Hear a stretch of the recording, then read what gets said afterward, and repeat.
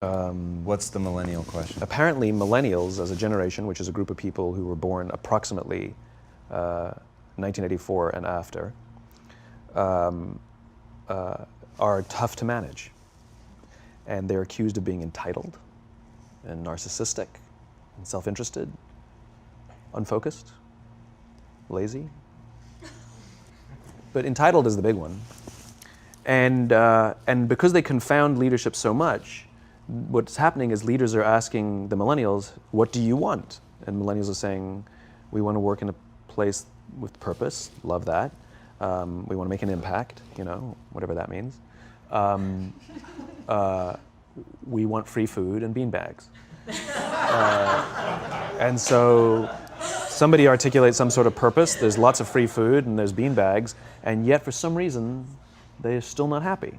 And that's because they're missing, there's a missing piece. What I've learned is that I can break it down into 4 pieces, right? There are four things, 4 characteristics. One is parenting, the other one is technology, the third is impatience, and the fourth is environment. The generation that we call the millennials, too many of them grew up subject to, not my words, failed parenting strategies, where, for example, they were told that they were special all the time. They were told that they could have anything they want in life, just because they want it, right? They were told, some of them got into honors classes, not because they deserved it, but because their parents complained. And some of them got A's, not because they earned them, but because the teachers didn't want to deal with the parents. Some kids got participation medals. You got a medal for coming in last, right? Which the science we know is pretty clear, which is it devalues the medal and the reward for those who actually work hard. And it actually makes the person who comes in last feel embarrassed because they know they didn't deserve it. So it actually makes them feel worse, right?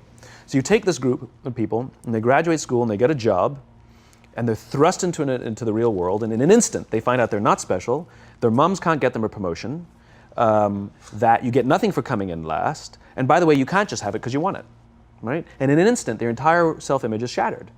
And so you have an entire generation that's growing up with lower self-esteem than previous generations. The other problem, to compound it, is we're growing up in a Facebook, Instagram world. In other words, we're good at putting filters on things. We're good at showing people that life is amazing even though I'm depressed, right? And so everybody sounds tough, and everybody sounds like they got it all figured out. And the reality is there's very little toughness, and most people don't have it figured out. And so when the more senior people say, well, what should we do? They sound like, this is what you got to do. And they have no clue, right? So you have an entire generation growing up with lower self-esteem than previous generations, right? Through no fault of their own, right? They were dealt a bad hand, right? Now let's add in technology. We know that engagement with social media and our cell phones releases a chemical called dopamine. That's why when you get a text, it feels good, right? So we've all had it where you're feeling a little bit down or feeling a bit lonely, and so you send out 10 texts to 10 friends, hi, hi, hi, hi, hi, because it feels good when you get a response, right? Right? It's why we count the likes. It's why we go back 10 times to see if my Instagram is growing slower, did I do something wrong? Do they not like me anymore, right? The trauma for young kids to be unfriended, right? Because we know when you get a hit of dopamine, which feels good. It's why we like it. It's why we keep going back to it. Dopamine is the exact same chemical that makes us feel good when we smoke, when we drink, and when we gamble. In other words, it's highly, highly addictive. Right? We have age restrictions on smoking, gambling, and alcohol, and we have no age restrictions on social media and cell phones, which is the equivalent of opening up the liquor cabinet and saying to our teenagers, hey, by the way, this adolescence thing, if it gets you down.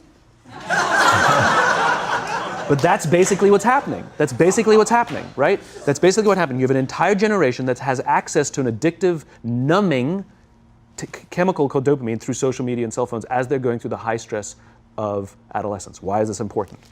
Almost every alcoholic discovered alcohol when they were teenagers. When we're very, very young, the only approval we need is the approval of our parents. And as we go through adolescence, we make this transition where we now need the approval of our peers.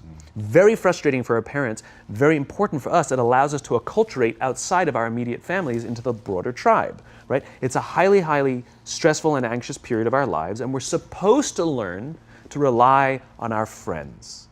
Some people, quite by accident, discover alcohol and numbing effects of dopamine to help them cope with the stresses and anxieties of adolescence. Unfortunately, that becomes hardwired in their brains, and for the rest of their lives, when they suffer significant stress, they will not turn to a person, they will turn to the bottle. Social stress, financial stress, career stress, that's pretty much the primary reasons why an alcoholic drinks, right?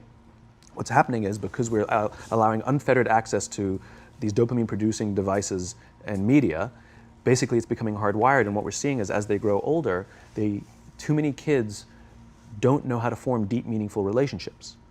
Their words, not mine. They will admit that many of their friendships are superficial.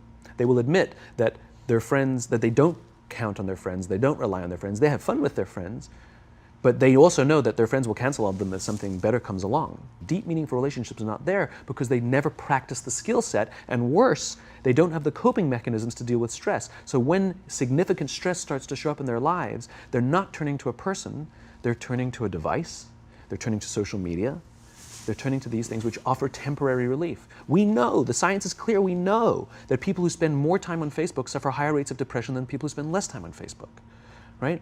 These things balanced. Alcohol is not bad, too much alcohol is bad. Gambling is fun, too much gambling is dangerous, right? There's nothing wrong with social media and cell phones. It's the imbalance, right? If you're sitting at dinner with your friends and you're texting somebody who's not there, that's a problem. That's an addiction.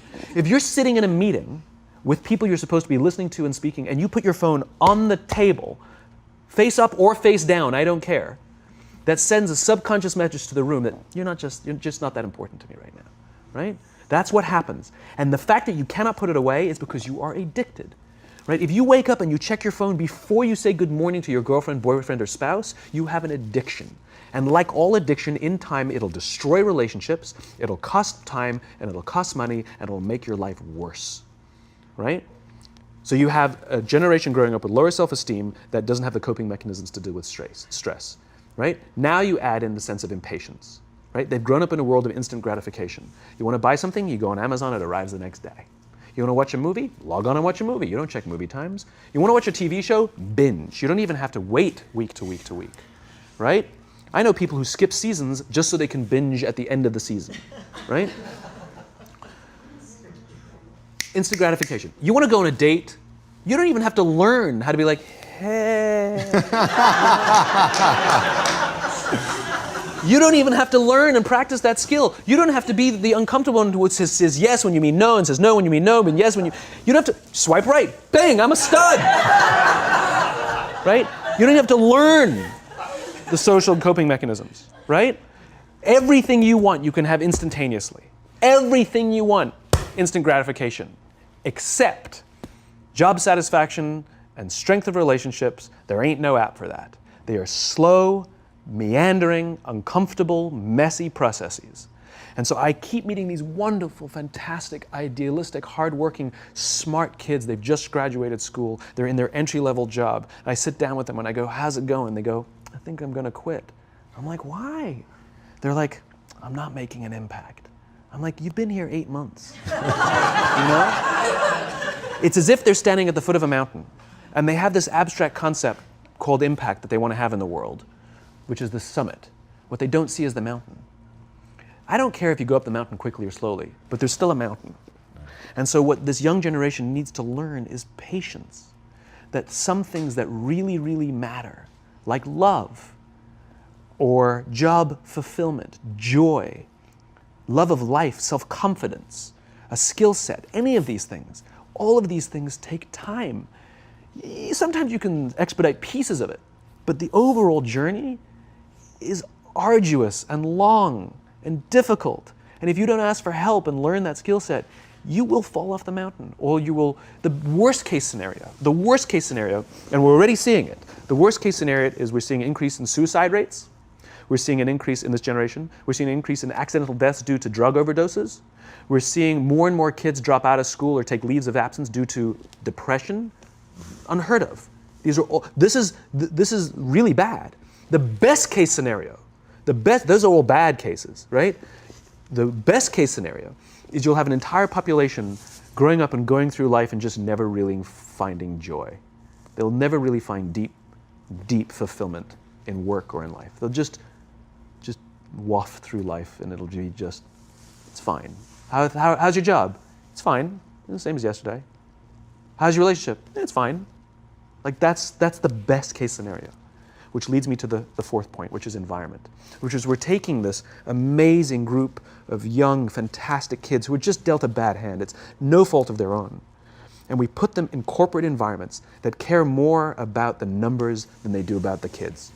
They care more about the short-term gains than the long-term life of this young human being.